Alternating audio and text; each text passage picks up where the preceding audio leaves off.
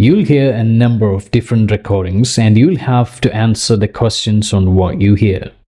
There will be time for you to read the instructions and the questions, and you'll have a chance to check your work.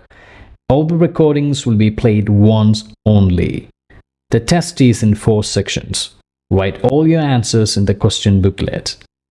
At the end of the test, you will be given 10 minutes to transfer all your answers to an answer sheet. Now turn to section 1. Section 1. You'll hear a conversation. First, you have some time to look at questions 1 to 10.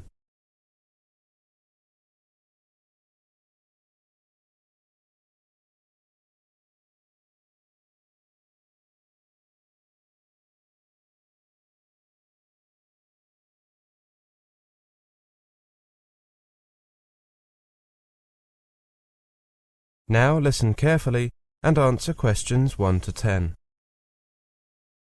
Good morning, Heathrow Airport Lost Property Office. How can I help you? Good morning. I lost a briefcase at your airport yesterday and would like to report it, please. Certainly, sir. Could you give me a brief description, please? Of course. It's a very light brown briefcase, about 50 centimetres wide and 30 centimetres high.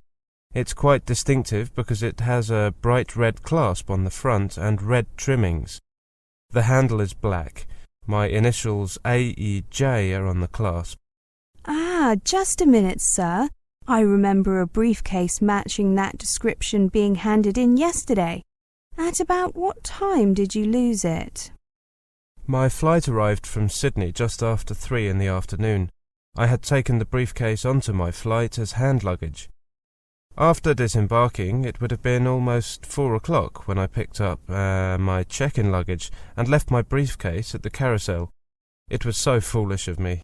Yes, here is the logbook. I'll just check that it's here. Do you have a pen and paper? You'll need to write down a few things to remember for when you claim your briefcase. I'll just get that while you're checking.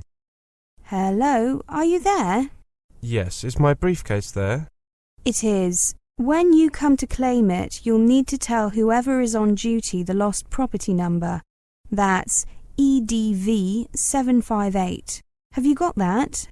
EDV 758, got it. You'll also need to bring some identification with you, something with your photograph on it. Most people present their passport. Yes, of course. I'm flying to Austria next week, so I'll pick it up then. That'll be fine. You'll have your passport with you, no doubt, so that can serve as identification. My flight is in the evening, so I won't be at the airport until 7 o'clock at the earliest. Will the office be open at that time? Yes, sir. We're open until 6. Sorry, I mean from 6 in the morning until midnight, every day. Great. I just need to know where your office is. It's in the main concourse of Terminal 1 at the airport. Will you be coming by taxi, by car? I'll be arriving by underground. OK, in that case, get off at the stop for Terminal 1.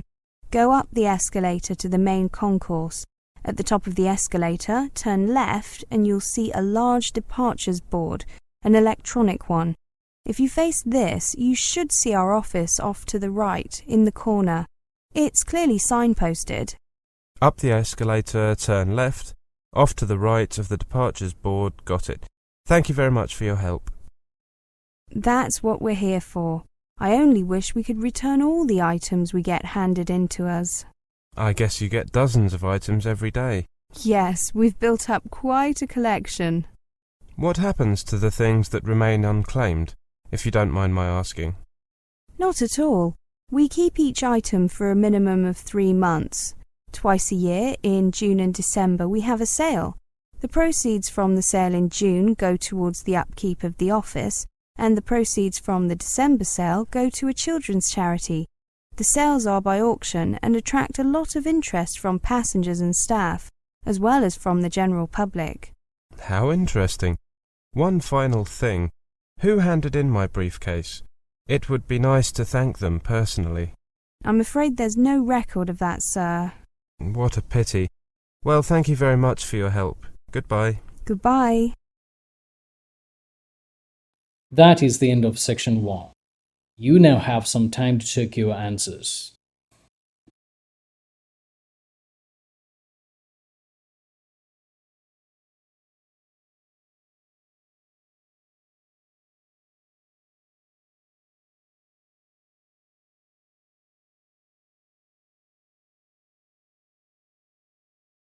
Now turn to Section 2.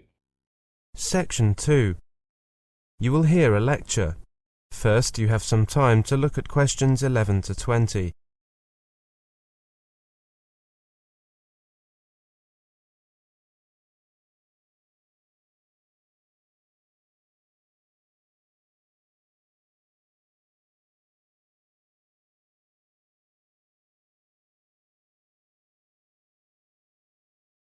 Now listen carefully and answer questions 11 to 20. Good afternoon, everybody. My name's Sophie West, and I'm here to give you some information and answer your questions about money when you're studying abroad. To obtain any form of entry clearance into the country where you wish to study, you will need to prove that you have enough money to cover your tuition, accommodation fees, and living expenses. Therefore, you need to arrange all your funding ahead of time. Start by working out how much money you will need. I believe that you will be having a presentation on that topic later this week, so I won't go into detail about it now. If you are hoping for a scholarship to help pay for your studies, then start making inquiries and applications now.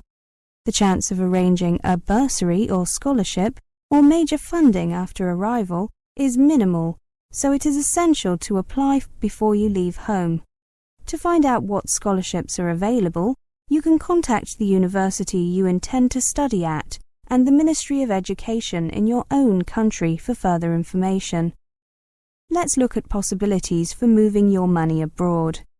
It is very risky to carry large amounts of cash when you're travelling.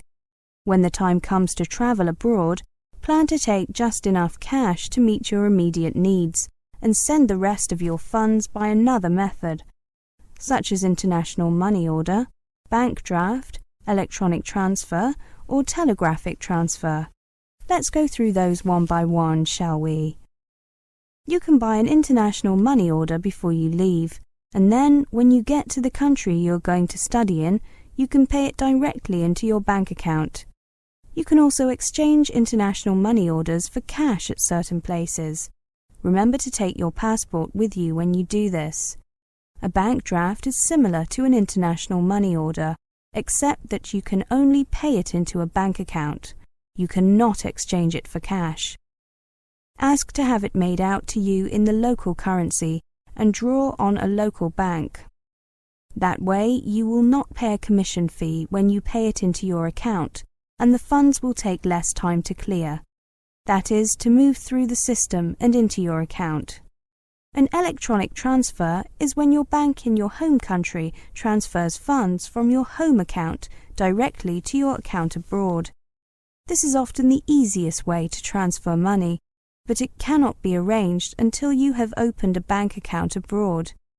Telegraphic transfer is the fastest way to send money overseas, but it is also the most expensive. As with an electronic transfer, you can only arrange a telegraphic transfer after you have opened your bank account abroad. It cannot be arranged in advance. Most English-speaking countries place no limit to the amount of money you can bring into the country, but your government may control the flow of money in and out of your own country. In that case, you'll need to find out as soon as possible how to get permission to transfer money, whether there is a limit to how much you can transfer, and what regulations you must comply with. For further information, contact your local bank for advice on how to transfer your funds abroad. When you first go abroad, you will have lots of things to do, and it may be a few days before you are able to approach a bank and open a bank account. And once you do, it may take a while for your transferred funds to clear through the banking system. So altogether, it could be anywhere from 1 to 3 weeks before you have access to the funds you transfer. Obviously, you will need some other sources of money in the meantime. The possibilities include cash, traveller's checks and credit cards. Let's take a look at each of them. As I mentioned earlier, you should not carry large amounts of cash, but do bring a certain amount to cover the costs of your first few days or so.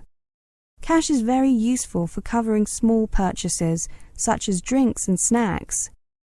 If any of your dependents are travelling with you, you will obviously need to bring more cash. Most international airports have a 24-hour bank or bureau de change where you can change overseas currency or traveller's checks no matter what time you arrive. However, bear in mind that the exchange rates at these bureaux de change are not very good.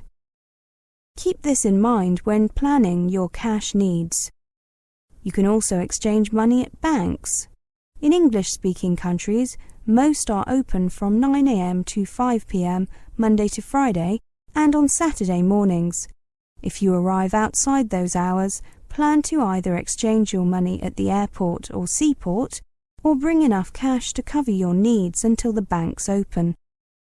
Traveller's checks are much safer than carrying cash, as they are insured against loss or theft. They can be cashed at banks and bureaux de change, and traveller's checks made out in the local currency can also be used like cash in many shops and restaurants, but check with the staff in each case to be sure to avoid embarrassment. Credit cards are widely accepted as payment in English-speaking countries, and you can also use them to get cash from the machines at banks. However, check with your bank at home to find out how much commission you will be charged if you use your home credit card abroad. It could be quite substantial. Now, let's take a look at. That is the end of section 2. You now have some time to check your answers.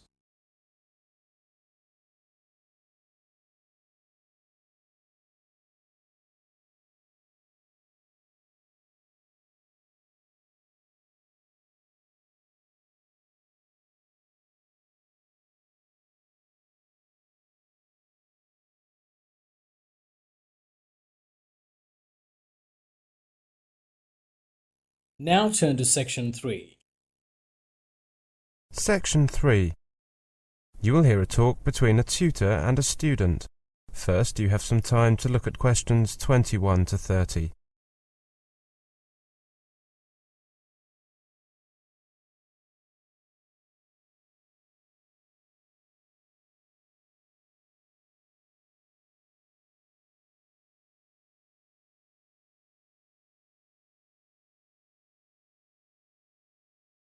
Now listen carefully and answer questions 21 to 30.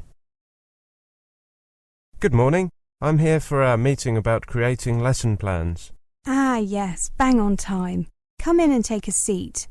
Now, didn't I ask you to prepare something? Yes, you did. You asked me to think of the possible uses for a lesson plan. Here's what I came up with. First, it helps the teacher with the pace and timing of a class. Second, it creates a focus for the teacher and also for the students. Third, it shows everyone what material is being covered, needs to be covered, or has been covered. That's particularly useful if you have a strict syllabus to follow. However, there does seem to be a need for a balance between covering material and choosing when to let a class flow and let students carry on an activity if it's leading to learning. Yes, that's certainly true. Anything else? It gives clear aims to the students and to the teacher. I think it's worth remembering that there are two perspectives to consider in the learning process. It also serves as a reminder for teachers to put aims first and materials second, rather than vice versa. Those are the 5 I came up with. I think that you've got the most important, the key points. I can add another 5. A lesson plan also helps to highlight potential student problems and creates an opportunity to find a solution. Second, it brings cohesion and coherence to a lesson. Third, it clearly shows the interaction between teacher and student, or at least the expected interaction. As we both know, lesson plans don't always go according to plan. A lesson plan also clearly shows something else, the distribution of time spent on different skills. This can really show if your speaking or writing class is really about speaking or writing. And finally, it serves to remind you what materials you have to take into class. Thank you. I've made a note of those points. Take a look at this incomplete lesson plan. Do you have any ideas about what could be added to each section? Let's see. The students are at low intermediate level, and the lesson will last for 50 minutes. The students are academic ones, staying in Australia for 3 months to improve their spoken English. The aim of the class is to elicit reading comprehension and speaking abilities for storytelling, as well as to practice the present simple and the past simple tenses. Can you think of any personal aims that the teacher may have? Perhaps one could be to avoid excessive instructions. That's a good suggestion. What assumptions would you make if you were the teacher? I'd assume that the students could understand the instructions. The topic is extreme sports. Perhaps I'd assume that they do not understand some of the vocabulary related to those sports. For example, the difference between mountain climbing and rock climbing. So that would qualify as an anticipated problem. Yes, it would. And what solutions would you suggest? Solutions.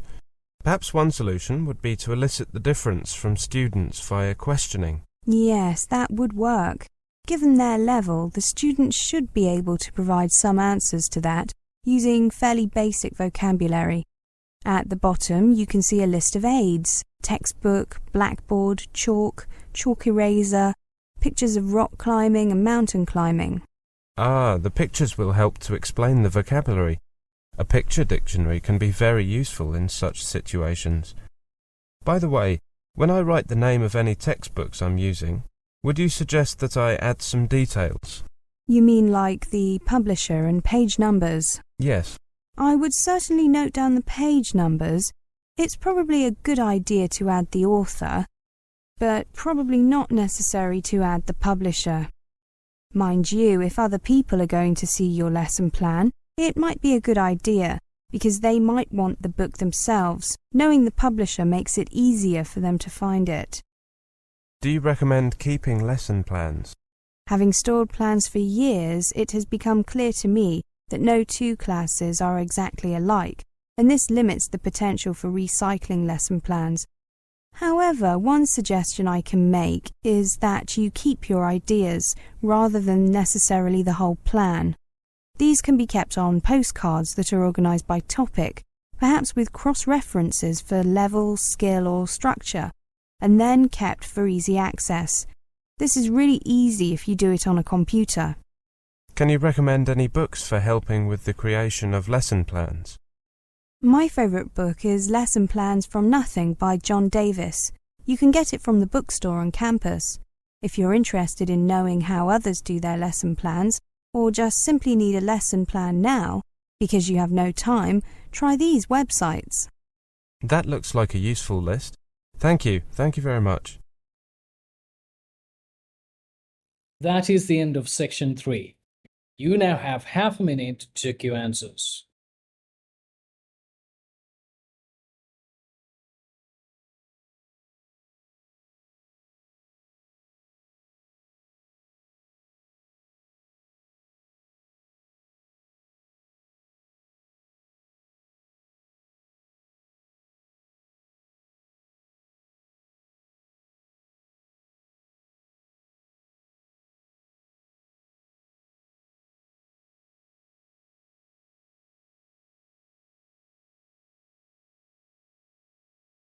Now turn to section 4. Section 4. You will hear a lecture. First, you have some time to look at questions 31 to 40.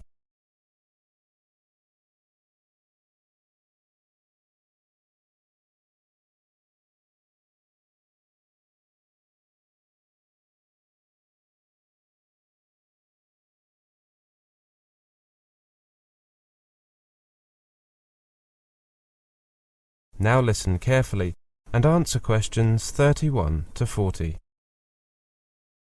More and more American parents are becoming interested in having their children learn Chinese.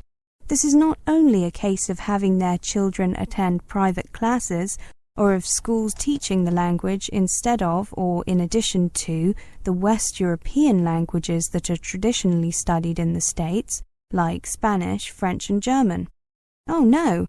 Studying geometry can be taxing for any 10-year-old, but a select number of American schools, children are not only learning about angles, they're doing it in Chinese. This select number of schools is growing, since Chinese is a hot language thanks to China's surging economy and growing world clout. Even children as young as 6 are honing their Chinese at school, motivated by a mix of parental prodding and their own desire to do something different. I went to see one of these schools, and it really is amazing when you walk into a kindergarten classroom and the children are understanding what the teacher is saying, and it's all in Chinese. Half of the time, the kids aren't even aware that the teacher is speaking a different language. They just fall right into it. The United States has declared this year to be the Year of Languages, although few Americans are aware of the designation. According to a survey by the Language Association, more college students are studying foreign languages than ever before. Enrollment in Chinese has risen by 20% over the past 3 years. The 1.4 million students learning 15 leading languages represents a 17% increase over the same period. However, only 9.3% of Americans are able to speak a second tongue, compared to 52.7% of Europeans, according to the Census Bureau. At first glance, weighty national priorities take a back seat to the fun of cultural exchange at Potomac Elementary. Hallways are festooned with Chinese art and learning aids, such as stuffed animals labeled with Chinese names. Children sing Chinese folk songs and American nursery rhymes in Chinese. In the 5th grade immersion class, songs and games come only after a rigorous vocabulary drill and lessons on triangles and trapezoids, all taught in Chinese. The students are good at listening and do pretty well at reading, but writing is their weak point, according to the class teacher, who has a PhD in education and was a teacher in his native Beijing. I asked 2 of the children, a boy and a girl, about their experiences of learning Chinese. The boy said that mastering Chinese characters was tough. When I asked why, he said that he finds the writing particularly hard because you have to do the strokes in the right order. The girl said that learning Chinese is cool and that she is starting to catch on to the complex writing system of characters that contain elements of meaning and sound. She pointed out that it is quite different to English because there's nothing like letters to refer to. However, she noted that she can remember how to write Coca-Cola in Chinese because it has a lot of little boxes that refer to a mouth. This visual aspect of Chinese characters and how it influences children when they are learning the language is a theme I'll return to later. Even though it is clearly the parents who are pushing for more Chinese classes, my research revealed that they are not usually pushing their children too hard, which I think is a good thing. Parents of the kids say they are loath to plan careers for 10-year-olds. To quote one of them, "Even if my child doesn't use her Chinese going forward, she's learned so much about another culture." Some of the parents are encouraging their children, directly or indirectly, by taking night classes in Chinese. This has been proven to be a great motivator. If children see their parents learning something, they will usually take an interest in learning it too, or at least take a greater interest in learning generally. Dreams of selling Coca-Cola and other American products to China have helped drive the interest in Chinese studies. According to the Language Association, 640 U.S. colleges offer Chinese programs, while 102 schools from kindergarten to 12th grade teach Chinese. Teaching Chinese is also of keen interest to the U.S. government, which launched the National Education Program in 1994 to fund university studies of languages of key world regions, including East Asia and the Middle East. In 2002, the NEP announced that it was placing particular emphasis on programs to teach Arabic, Chinese, Korean and Russian.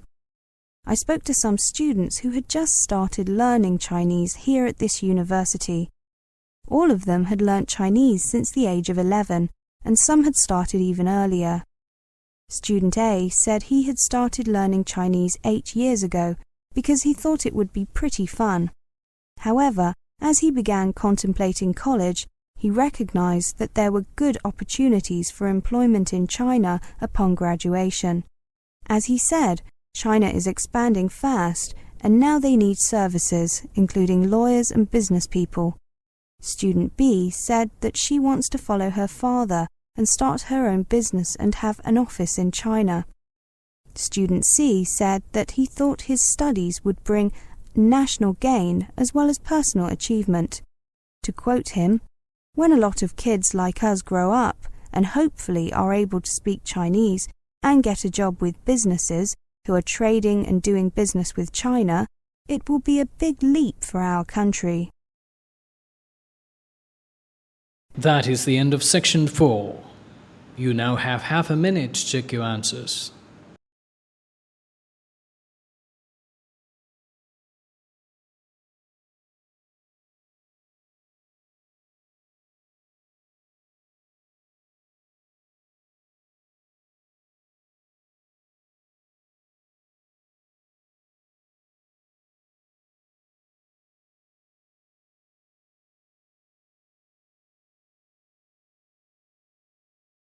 That is the end of this listening test. Thank you very much for practicing this test with Lifestyle Training Center. You can now check in the description and verify your answers. If you find this video helpful, please subscribe to our channel and write down your comments and let us know how you feel about it. If you need more help or for training, please feel free to contact us. Details can be found in the description. Until we see you next time, take care. Bye-bye.